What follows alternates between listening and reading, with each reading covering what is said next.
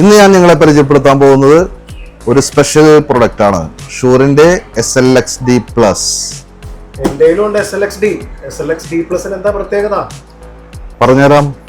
ഈ SLXD യുടെ tuning range എന്ന് പറയാമോ? 44 MHz. എന്നാൽ ഇത് 138 MHz ആണ്.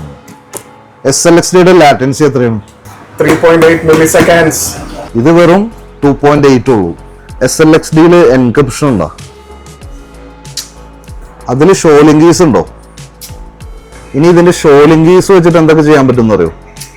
ഇതിൽ ഓട്ടോമേറ്റഡ് RF സെറ്റപ്പ് നടത്താൻ പറ്റും. പിന്നെ ട്രാൻസ്മിറ്ററിനെ നമുക്ക് റിസീവർ വെച്ച് തന്നെ കൺട്രോൾ ചെയ്യാൻ പറ്റും. പിന്നെ നമുക്ക് വർക്ക് ബെഞ്ച് നമ്മുടെ മൊബൈൽ ബ്ലൂടൂത്ത് വഴി കണക്ട് ചെയ്ത് യൂസ് ചെയ്യാൻ പറ്റും.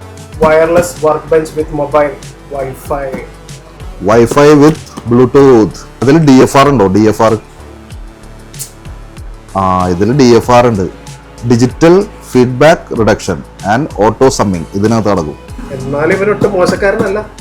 തീർച്ചയായും SLXD മോശക്കാരനല്ല. പക്ഷേ കുറച്ചും കൂടി ഫെസിലിറ്റീസ് വേണ്ട എഞ്ചിനീയേഴ്സിനെ ചൂസ് ചെയ്യാനാണ് SLXD Plus. ഇനി ഇത് രണ്ടിന്റെ ഒറിജിനൽ എവിടെ കിട്ടുന്ന നിനക്കറിയാമോ? AVL marketing Kochi. എന്തായാലും ഇത്രയൊക്കെ പറഞ്ഞ സ്ഥിതിക്ക് എനിക്കതൊന്നും തരുമോ? പിന്നെന്താ, നിനക്ക് ഞാൻ ഒരു ചാൻസ് തരുന്നത്. നീ ഇത് കൊണ്ടുപോയി അൺബോക്സ് ചെയ്ത് യൂസ് ചെയ്ത് നോക്കൂ. Okay, go do visit AVL marketing.